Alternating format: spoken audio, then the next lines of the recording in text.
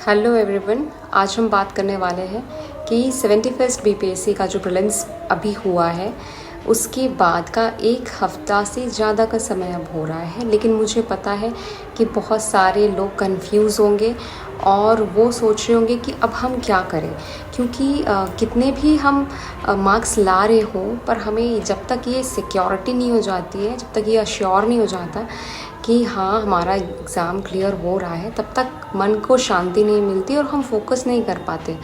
हमेशा मन में कन्फ्यूजन रहता है कि क्या जो हम अगर मेंस की तैयारी शुरू करेंगे तो काम भी आएगा या नहीं आएगा, क्या रिज़ल्ट हमारे फेवर में आएगा या नहीं। तो I just want to tell you one thing कि अभी रिज़ल्ट को आने में मिनिमम 25 डेज़ तो है ही, ठीक है।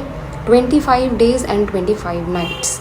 क्या ये बैठ के सोचते रहने से कोई फ़ायदा है कि क्या होगा, ठीक है। जो लोग 80+ ला रहे हैं वो लोग भी सेटिस्फाइड नहीं है, उन लोगों को भी डर लग रहा है, ठीक है। पर हाँ, हम थोड़ा सा इंटेलिजेंटली गेस करें तो ये हम अज्यूम कर सकते हैं कि यूआर मेल में 80 के around is the safe score, और हाँ उनको मेंस के लिए तैयारी शुरू कर देनी चाहिए। And for females it is around 70 marks, ठीक है। और हर कैटेगरी अपने अपने हिसाब से उसको बैकवर्ड शिफ्ट करके देखते जाएं तो उनको आइडिया हो जाएगा कि कितना मार्क्स के अराउंड लाने से हम रेस में रह रहे हैं, ठीक है। अभी जब तक कि रिज़ल्ट नहीं आता nobody can tell you definitely कि होगा या नहीं होगा, बट हम अज्यूम करते हैं कि हाँ इस रेंज में आने से चांसेस है, ठीक है। तो अगर आप उस रेंज में आ रहे हैं, आपको बेटर पता है कि आप कितना मार्क्स लेके आ रहे हैं, हाँ, लेकिन अभी चेंजेस आएगा उस मार्क्स में। 4 से 5 मार्क्स का चेंज आ सकता है, बिकॉज़ 5 से 6 क्वेश्चंस ऐसे हैं जिस पर ऑब्जेक्शंस रेज किए जा रहे हैं। तो हो सकता है 1-2 डिलीट किया जाए और कुछ का आंसर्स बदला जाए, ठीक है। तो वहाँ से मार्क्स ऊपर नीचे होंगे, ठीक है। जो डिलीट होता है उसका मार्क्स तो हर किसी को मिलता है, तो वो इक्वली सबका एक मार्क्स बढ़ा करके ले जाता है। पर यहाँ पर भी एक चीज़ है कि मान लो किसी ने उस क्वेश्चन को अटेम्प्ट करा था और गलत आंसर को टिक करा था, ठीक है। तो उसको क्या होता है कि उसको 1 मार्क्स के साथ साथ एक जो नेगेटिव जा रहा था उसका वो भी रुक जाता है, तो उसको 1 पॉइंट समथिंग मार्क्स मिल रहा होता है, ठीक है। और जो अटेम्प्ट नहीं करते उनको सिर्फ 1 मार्क्स मिलता है। तो ये सब भी डिफरेंस क्रिएट करता है। पर हम इतना नहीं सोचेंगे, हमें सिर्फ देखना है कि अगर हम कहीं ना कहीं बॉर्डर रेंज में लाई कर रहे हैं तो एटलीस्ट हम इतना कर सकते हैं कि ऐसा सेक्शन सिलेबस का उठाए और करें जो कि हमें किसी भी हाल में हेल्प करे। इस वक्त हेल्प नहीं करेगा तो आगे हेल्प करेगा, ठीक है। ऐसा हमें सोच के रखना चाहिए। तो क्या बेटर ऑप्शन है कि हम सिलेबस को देखें, सिलेबस के हर पेपर को देखने में हम ध्यान से देख रहे हैं कि हर एक पेपर में क्या क्या टॉपिक है, ठीक है। बहुत सारे टॉपिक्स दिए हुए हैं, बहुत सारे हेडिंग्स हैं, उनको ध्यान से देखिए। जब आप देखेंगे तो आपको पता चलेगा कि कई सारे हेडिंग्स ऐसे हैं जिनके बारे में ऑलरेडी आपको कुछ नॉलेज है, और कई सारे ऐसे हैं जहाँ पे कम्प्लीटली आपके लिए न्यू है वो, ठीक है। तो वो सारी चीज़ों को एनालाइज़ करिए। दूसरी चीज़ है कि एस्से एक कॉमन पेपर होता है बहुत सारे एग्ज़ाम्स में, तो अगर एस्से आप अभी लिखना सीख जाते हैं तो आपको आगे भी काम आ सकता है, ठीक है। और इससे ऐसा नहीं है कि तुरंत ही ओवरनाइट आप सीख जाएंगे, इसमें भी टाइम लगता है, ये भी एक आर्ट है। भले ही आपको उस चीज़ के उस टॉपिक के बारे में बहुत सारे नॉलेज हो, पर उसको प्रेजेंट कैसे करना है ये सीखना पड़ता है, ठीक है। तो आपको 3 चीज़ें करनी है। एक तो पहला सिलेबस उठाइए, उसको थॉरोली देखिए। दूसरी चीज़ है आप PYQs देखिए कि टॉपिक जो सिलेबस में दिया है उससे क्वेश्चंस कैसे फॉर्म हो रहे हैं बीपीएससी में, ठीक है। जब भी कोई टॉपिक आप करेंगे आगे, जब भी आप तैयारी शुरू करें उसमें जब भी टॉपिक करेंगे तो उनको 360 डिग्री में कवर कर लीजिएगा। सपोज़ अगर हम टॉपिक लेते हैं चंपारण मूवमेंट का, ठीक है, तो चंपारण मूवमेंट जो है वो उसमें हम व्हाट करेंगे कि ये था क्या, वाई क्यों हुआ था, फीचर्स क्या थे, लीडर्स कौन कौन से थे, अफेक्टेड रीजन्स कौन कौन से थे, उसका कॉन्सिक्वेंस क्या हुआ। ठीक है, जब हम किसी भी टॉपिक को इस तरीके से 360 डिग्री में कवर कर लेते हैं तो उससे चाहे क्वेश्चंस कैसे भी बनाएं हम आंसर कर पाते हैं उसका। ठीक है, तो ये एक चीज़ हो गई। दूसरी चीज़ है कि अगर जब आप PYQs वगैरह देख लें तो आपको स्टार्ट करने का मन करे तो आप एस्से के पेपर से शुरुआत कर सकते हैं। एस्से में क्या होता है कि आपका अलग अलग सब्जेक्ट का जो नॉलेज है सारा उसमें यूटिलाइज़ होता है, पर उसको यूटिलाइज़ कैसे करना है ये एक आर्ट होता है जो आपको सीखना पड़ेगा।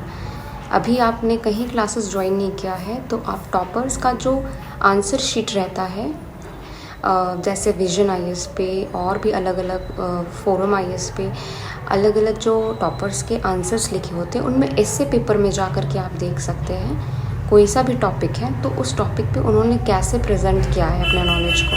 ठीक है, सिलेबस को कैसे कंप्लीट करना है इसके लिए आगे भी मैं वीडियो लेकर के आती रहूँगी, पर अभी समझना ये ज़रूरी है कि किसी भी कीमत पे किसी भी सूरत में हमें टाइम को वेस्ट नहीं करना है। ठीक है, बिल्कुल भी वेस्ट नहीं करना है।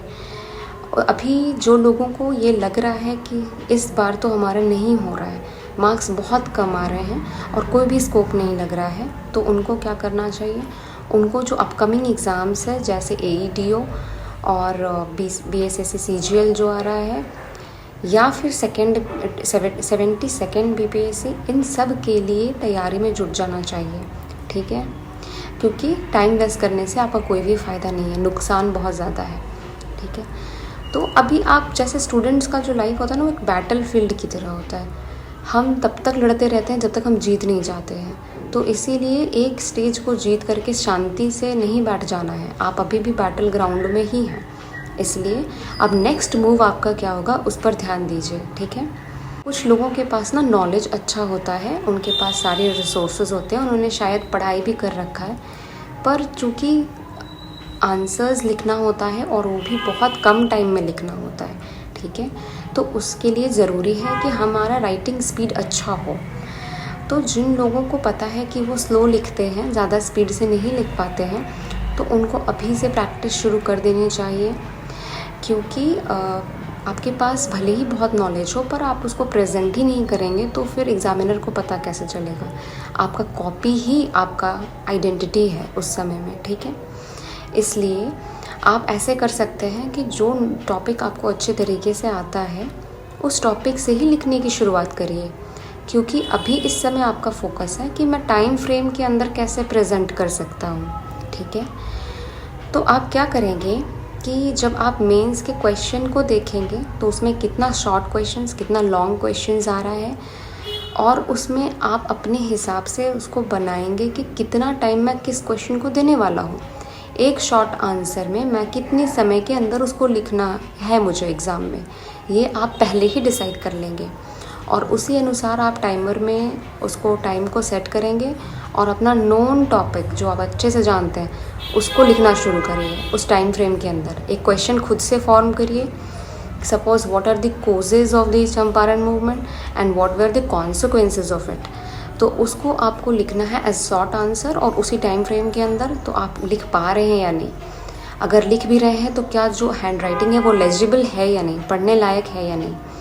तो ये सारी चीज़ों का एनालिसिस करने का समय अभी ही है।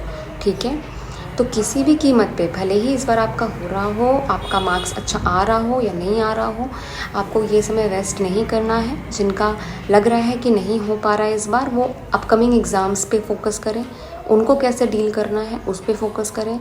एग्ज़ाम में क्या क्या गलती हो गई थी जिसको आने वाले एग्ज़ाम में नहीं दोहराना है उस पे फोकस करें। ठीक है, क्योंकि जो लोग इस समय में टाइम पीरियड में अच्छे से इसका यूटिलाइज़ करेंगे ना, वो ही आगे रहेंगे रेस में। इसलिए एक अच्छा वाइज डिसीजन यही होगा कि आप अपने हिसाब से देखिए कि इस समय का इस्तेमाल आप अपनी राइटिंग को, अपने नॉलेज को किस तरीके से अच्छा करने में यूटिलाइज़ कर सकते हैं। ठीक है, ओके, तो thank you all of you.